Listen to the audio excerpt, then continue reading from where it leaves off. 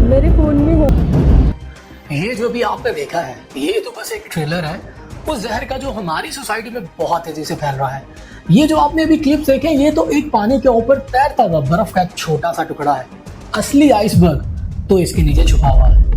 अगर मैं आपको सारी वो वीडियोस दिखा देता जो मैंने फिल्टर की है तो शायद ये मेरी वीडियोस आप तक पहुंच ना पाती। ये इतना सेंसिटिव कंटेंट है कि शायद हमारी वीडियो पर ही रेड फ्लैग आ जाता और यूट्यूब वाले इसको डिलीट कर देते। अंदर आ गई हूँ मैं, अब तो मेरा हाथ छोड़ दो। Money laundering.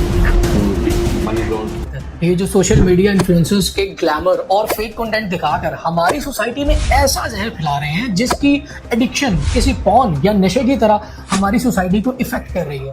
Social media has essentially taken human connection and turned it into a drug by distilling it down to the essential properties that make something addictive. And an interesting study out of Cambridge University looked almost identical to cocaine with individuals that considered themselves addicted to porn. और हमारे लोग घंटों ये content देखते हैं और सोचते हैं कि हम किस तरह से अपना हिस्सा इसमें डालें। उनको लगता है कि शायद यही एक तरीका है जिससे वो ज्यादा से ज्यादा अटेंशन और ज्यादा से ज्यादा व्यूज हासिल कर पाएंगे। 14 साल की, 12 साल की, 13 साल की, 15 साल की बच्ची टिकटॉक पे बेबी डॉल में सोने दी की वीडियो बना रही है। सोचे कि वो मेंटली किधर चली गई है। किसी भी तरक्की याफ्ता कंट्री में अच्छा और बुरा कंटेंट दोनों होते हैं मगर इन दोनों के दरमियान एक बैलेंस होता है जिस वजह से ये कंट्रीज तरक्की करती हैं। Australia plans to ban children from using social media with the minimum age limit as high as 16. Prime Minister Anthony Albanese vows to get kids off their devices and onto pretty fields to try to tackle mental health consequences of the online world. मगर हमारी society में ये balance बिल्कुल out हो चुका है। यहाँ अच्छे से ज्यादा ऐसा कंटेंट क्रिएट किया जा रहा है जिसकी मुआशरे में कोई वैल्यू ही नहीं। इन इन्फ्लुएंसर्स ने सोसाइटी में इस तरह का ट्रेंड शुरू कर दिया कि हर कोई आसान रास्ता ढूंढता है पैसा और शोहरत कमाने का, चाहे इसके लिए उसको कितनी घटिया से घटिया हरकत ही क्यों ना करनी पड़े। हर कोई एक दूसरे के साथ मुकाबले में है कि कोई दूसरे से कितना ज्यादा गिर सकता है। हमें आए रोज इन मीडिया इन्फ्लुएंसर्स की नाजेबा वीडियोस लीक होती हुई नजर आती हैं। अभी कुछ दिन पहले एक ऐसी टिकटॉकर की नाजेबा वीडियोस लीक हुई है जिसका मैं नाम नहीं लेना चाहता और जिस शख्स के साथ उसकी वीडियोस ये लीक हुई है उस शख्स ने बरबला आकर टीवी पे ये बोला है कि ये तो एक सिर्फ पब्लिसिटी स्टंट है। आइए जानते हैं कि इन इन्फ्लुएंसर्स का बनाया गया ये घटिया तरीन कंटेंट क्यों तेजी से फैल रहा है और क्यों यहाँ की आवाम अच्छा कंटेंट छोड़कर इन कंटेंट को ज्यादा देखती है। इसके लिए हमें सबसे पहले ये जानना होगा कि पाकिस्तान में कौन कौन और कितने लोग इंटरनेट का इस्तेमाल करते हैं।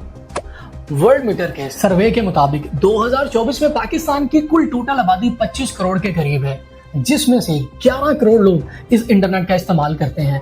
2024 में सर्वे के मुताबिक बताया गया है कि पाकिस्तान की 45% लोग इंटरनेट इस्तेमाल करते हैं, यानी कि आसान लफ्जों में आप ये समझे कि पाकिस्तान में से हर 100 में से 45 लोग इसी इंटरनेट का इस्तेमाल करते हैं। 2024 के सर्वे के मुताबिक पाकिस्तान की आबादी 1 साल से लेकर 12 साल तक 31.4% है। 13 साल से लेकर 24 साल तक पाकिस्तान की पॉपुलेशन जो है वो 25% है। 25 साल से लेकर 40 साल तक पाकिस्तान की पॉपुलेशन बाई एज 26.5% है और 44 के एज से ज्यादा की आबादी पाकिस्तान में 16.5% है। इसका मतलब ये हुआ कि पाकिस्तान की आधी से ज्यादा आबादी ऑलमोस्ट 55% आबादी की एज 24 साल या इससे कम है। इसका मतलब ये है कि ये जो जहर है ये डायरेक्टली इस यूथ को इंजेक्ट किया जा रहा है और इसके कॉन्सिक्वेंसेस इस हद तक अलार्मिंग है कि आप सुन के हैरान रह जाएंगे। इस वीडियो में मैं आपको आगे जरूर ये बताऊंगा कि मैंने इसको क्यों नशा और पॉर्न के साथ कंपेयर किया। सोसाइटी में बिगाड़ की बड़ी जिम्मेदारी ऊपर जाती है। एक है डकी भाई और दूसरे है सिस्टोलॉजी का सर। आइए अब हम जानते हैं इस कंटेंट की शिद्दत और इसके असरात की। इसको समझने के लिए हमें इसे 2 हिस्सों में डिवाइड करना होगा। पहले हम बात करते हैं अनएजुकेटेड यूथ की जो कि तालीम याफ्ता नहीं है। ये वो तबका है जिस पे ये कंटेंट सबसे ज्यादा असरअंदाज हो रहा है। ये यूथ इस वक्त अपनी जिंदगी के आगाज में है और इन्हें अभी जिंदगी गुजारने का तजर्बा बहुत कम होता है। वो अक्सर न्यू ट्रेंड्स और पर्सनैलिटी से बहुत जल्द इंप्रेस हो जाते हैं। तालीम की कमी के सबब इनमें क्रिटिकल थिंकिंग बिल्कुल नहीं होती। वो जो देखते हैं उसे सच मान लेते हैं। अगर कोई इन्फ्लुएंसर अपने दिखावे की जिंदगी इनको दिखाता है तो वो उसको सच मान लेते हैं जिसका हकीकत से कोई भी ताल्लुक नहीं होता, जिस वजह से ये डिप्रेशन में आहिस्ता आहिस्ता चले जाते हैं।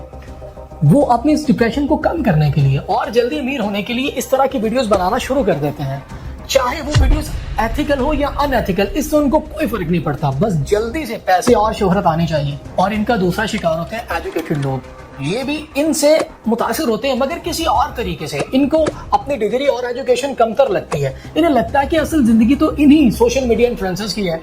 हम लाखों रुपए और सालों लगाकर जो डिग्री हासिल करते हैं, फलां ने तो बगैर पढ़ाई की और बगैर डिग्री के लाखों रुपए कमा रहा है, तो हमें भी इस तरह मीडिया इन्फ्लुएंसर बनना चाहिए। ये तो फायदे का सौदा है, जिसकी वजह से आने वाला दौर एक बिग क्वेश्चन मार्क है। तो सोशल मीडिया वो नहीं है जो आप सब देख रहे हैं।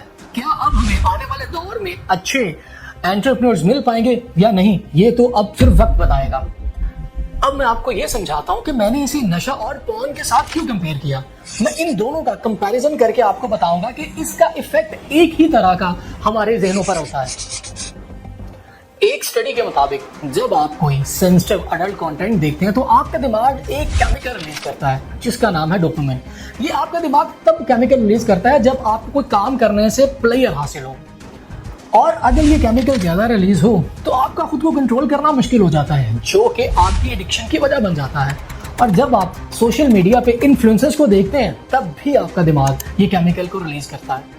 When we engage with social media, it releases a lot of dopamine in the brain's reward pathway, lights up the same part of the brain as drugs and alcohol. Watching porn in and of itself produces a never-ending flood of dopamine while you're doing it. और इसी तरह ये family vloggers जो अपनी life के बारे में सब कुछ अच्छा अच्छा दिखाते हैं, जिससे आपके खुद के रिलेशंस खराब हो जाते हैं, जिनकी वजह ये बनती है कि आप खुद को इनके साथ कंपेयर करना शुरू कर देते हैं और अपने लाइफ पार्टनर को बताते हैं कि वो देखो वो उससे कितना प्यार करता है। हालांकि ये सब तो फेक है, ये सब तो बिल्कुल एक फर्जी सा है जो हमको दिखाया जा रहा है। अब मैं आपको ये बताता हूँ कि ये किस तरह से अपनी वीडियोस को एडिक्टिव बनाते हैं। जो मर्द हजरात हैं वो अपने व्लॉग्स में अपनी बीवी, अपनी बहन, अपनी साली, अपनी माओ को दिखाते हैं और इनसे इस तरह की बातें और हरकतें करते हैं जो कि देखने वाले को एक अलग सा प्लेयर देती है, और ये टेक्निक ऑडियंस को दोबारा आने पर मजबूर करती है। और दूसरी तरफ होती हैं लड़कियां जो अच्छे मेकअप, अच्छे ड्रेसेस और अपनी जिस्मानी खूबसूरती को दिखाकर अपनी वीडियोस को इंटरेस्टिंग बनाती हैं। ये टेक्निक होती है अपनी वीडियोस को एडिक्शन बनाना लोगों के लिए। अगर आप इन वीडियोस के नीचे जाके कमेंट्स देखें तो आपको अंदाजा होगा कि अवाम की डिप्रेशन किस हद तक बढ़ जाती है ऐसी वीडियोस को देख के। अब मैं आपको ये बताता हूँ कि किस तरह ये वीडियो टॉप ट्रेंड्स पर चले जाती हैं। आपको पाकिस्तान की पॉपुलेशन और लिटरेसी रेट समझाने का मकसद यही था कि आप इस साइकिल को समझें। ये अनएजुकेटेड लोग किसी तरह भी इन ऐप्स को चलाना सीख जाते हैं और ऊपर से इन्फ्लुएंसर्स इनको ये समझा देते हैं कि किस तरह से आप लाइक करो, सब्सक्राइब करो, शेयर करो और डबल टैप करो, जिस वजह से ये एल्गोरिदम इन ऐप्स का बार बार इन वीडियोस को रिकमेंड करता है, जिस तरह ये टॉप ट्रेंड्स पर चली जाती हैं। और जब ये अनएजुकेटेड लोग ये ज्यादा से ज्यादा कंटेंट देखते हैं तो उनकी डिप्रेशन इस हद तक बढ़ जाती है। फिर उसके बाद हमें सोसाइटी में ऐसी खबरें देखने को मिलती हैं।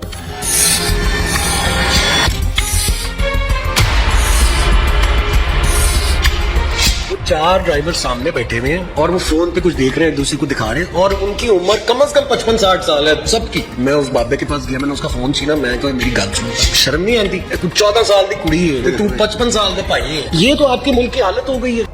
इस जगह पर पहुंचाने में सबसे ज्यादा रोल हमारे मीडिया का है। हमारे मीडिया वाले अपने टीआरपी बढ़ाने के लिए ऐसे कंटेंट क्रिएटर्स को अपने प्रोग्राम में बुलाते हैं। वो अच्छे कंटेंट क्रिएटर्स को अपने प्रोग्राम में नहीं बुलाते जो साइंस, टेक्नोलॉजी या टूरिज्म में बात करते हैं। वो ऐसे कंटेंट क्रिएटर्स को अपने शो में बुलाते हैं जिनसे उनको फायदा हो, ना कि सोसाइटी को फायदा हो। और अगर मीडिया वाले ही ऐसे इन्फ्लुएंसर्स को प्रमोट करेंगे तो फिर कोई क्यों ही अच्छा कंटेंट बनाए। हर शख्स, चाहे वो लड़का है या लड़की, उसको सोशल मीडिया को प्रोफेशन बनाने का पूरा हक है।